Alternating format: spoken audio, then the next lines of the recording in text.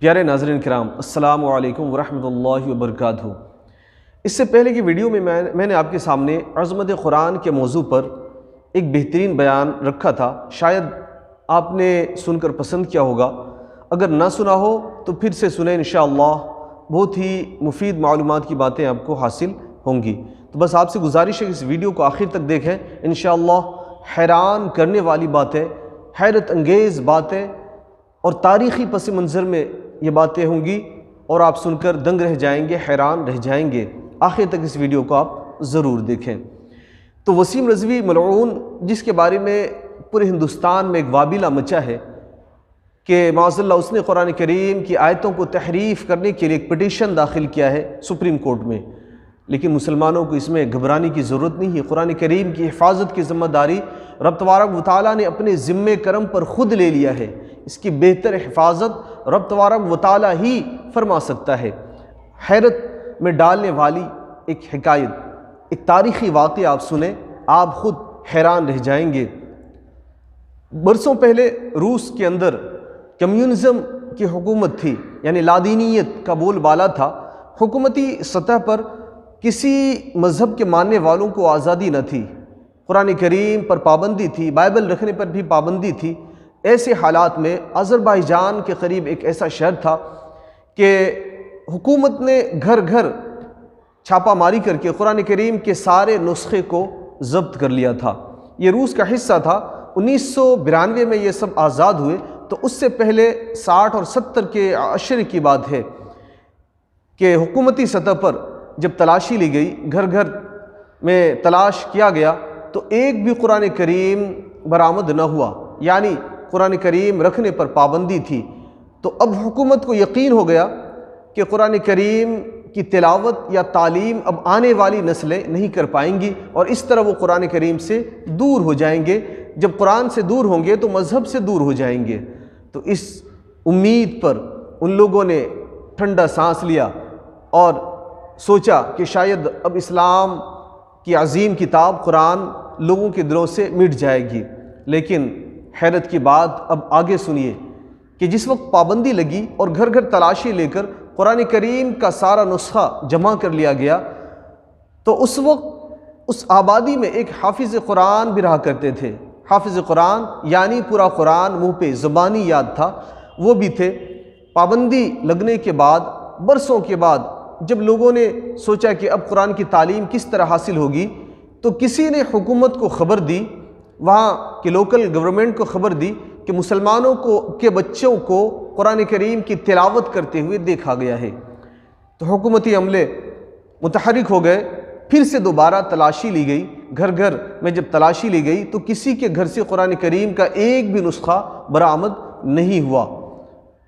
تو لوگ تعجب میں پڑ گئے کہ آخر وجہ کیا ہے کہ قرآن کریم کا ایک بھی نسخہ نہیں، لیکن پھر بھی مسلمانوں کے بچے اس کی تلاوت کر رہے ہیں۔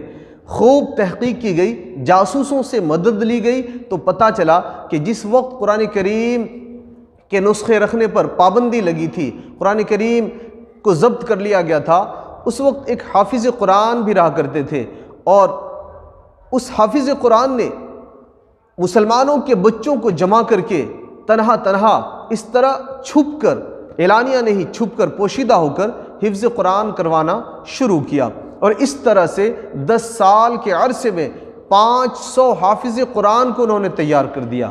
اللہ اکبر! اندازہ لگائیں کہ دنیا کی طاقت نہیں کہ قرآن کریم کو مٹا سکے۔ اب اس سے حیرت انگیز باتیں آپ آگے سنیے، بہت ہی تعجب خیز، آپ خود حیران رہ جائیں گے کہ آگے کی حقیقت کو سن کر، کہ جب معلوم ہوا کہ 500 حافظ قرآن ہو چکے ہیں، حکومت کی ساری کوششیں ناکام ہو گئی ہے، پھر بھی قرآن کریم پر پابندی برقرار رہی۔ برسوں کے بعد، کافی جد و جہد کے بعد، 1992 میں جب یہ ملک آزاد ہوئے، تو آزاد ہونے کے بعد کئی ایسے حافظ قرآن تھے جو آدھی عمر کے تھے یا کوئی بڑھاپے میں پہنچ گئے تھے، لیکن حافظ قرآن تھے۔ ان کے سامنے جب قرآن کریم کا نسخہ رکھا گیا، کتاب کی شکل میں قرآن کریم رکھا گیا، تو حیرت کی انتہا نہ رہی کہ وہ دیکھ کر قرآن کریم کی ایک آیت بھی نہیں پڑھ سکے۔ اللہ اکبر! وجہ یہ تھی کہ قرآن کریم کو دیکھ کر انہوں نے یاد نہیں کیا تھا، بلکہ زبانی ایک دوسرے سے سن کر یاد کیا تھا۔ تو اندازہ لگائیں کہ قرآن کریم کو دیکھ کر ایک آیت نہ پڑھ سکے لیکن پورا قرآن ان کے ذہن میں محفوظ تھا، یعنی حافظ قرآن وہ مکمل تھے۔ اب اس سے بڑھ کر اور کیا بات ہوگی کہ قرآن کریم دیکھ کر وہ نہ پڑھ سکے۔ حکومت نے پوری کوشش کر لی، ایک پوری پیڑھی کو ایسی چیزوں کے تعلق سے بے خبر رکھا، لیکن اللہ تبارک و تعالیٰ نے قرآن کریم کی حفاظت کس انداز سے کی کہ انسان آج اپنے وہم و گمان میں بھی نہیں سوچ سکتا کہ کیا ایسا بھی ممکن ہے۔ یہ وسیم رضوی کی کیا چیز ہے، وسیم رضوی کی حقیقت کیا ہے؟ یہ تو گلی کا کتا ہے، اس کی اوقات ہی کیا ہے کہ اسے ہم اتنی زیادہ ترجیح دیں؟ ارے ان کو تو چھوڑ ہی دینا چاہیے۔ جب سلمان رشدی جیسا شیطان قرآن کریم کی ایک آیت کو تبدیل نہ کرا سکا، تسلیمہ نسرین نہ کرا سکی، اس طرح سے کئی آئے اور چلے گئے، قرآن کریم کی ایک آیت کو تبدیل نہ کرا سکے، تو پھر یہ وسیم رضوی کی کیا حقیقت ہے کہ وہ قرآن کریم میں کوئی تبدیلی کروا سکے۔ اب ایک اور چھوٹی سی مختصر سی بات آپ کے سامنے عرض کروں کہ 1966 سے لے کر 1978 کے عشرے میں، یعنی اس درمیان میں ایک ایسا میوزک یعنی گلوکار تھا لندن کے اندر کہ جن کے نام سے شاید اس زمانے کے لوگ اچھی طرح واقف ہوں گے۔ اسٹیون دمیتری نام کا ایک مشہور میوزیشین تھا اور ان کے میوزک کا شہرہ پوری دنیا میں تھا، لیکن اتفاق اچانک ایسا ہوا کہ کسی بک سیلر کے وہاں گیا کہ رات بھر کے لیے کتاب کا مطالعہ کرے، کوئی کہانی کی کتاب پڑھے، لیکن بک سیلر نے بتایا کہ ساری کتابیں لے سکتے ہو، صرف ایک کتاب پر پابندی ہے، وہ قرآن ہے۔ تو بک سیلر نے نشانی دے کر بتا دی کہ قرآن اسے نہیں پڑھ سکتے۔ تو اس کے دل میں اور تجسس ہوئی اور خیال آیا کہ اب تو اس کتاب کو پڑھنا ہی پڑھنا ہے۔ تو وہ میوزیشین جب قرآن کریم کے بارے میں مطالبہ کیا اور کہا کہ میں تمہیں منہ مانگی قیمت دوں گا، ڈبل قیمت دوں گا، مجھے قرآن تو چاہیے ہی، کسی طرح بادل نہ خواستہ بک سیلر نے چھپ کر اور وعدہ لے کر کہ کسی کو پتہ نہ چلے قرآن کریم کا نسخہ دے دیا۔ جب قرآن کریم کا نسخہ لے کر وہ اپنے ہوٹل میں آئے اور آدھی رات کے بعد قرآن کریم کا پنہ ورق ایسے ہی الٹ کر ایک دو پیج پڑھنا چاہا تو قرآن کریم میں اس طرح مستغرق ہو گیا، قرآن کریم کا ترجمہ اپنی زبان میں پڑھ کر وہ ایسا گم ہو گیا۔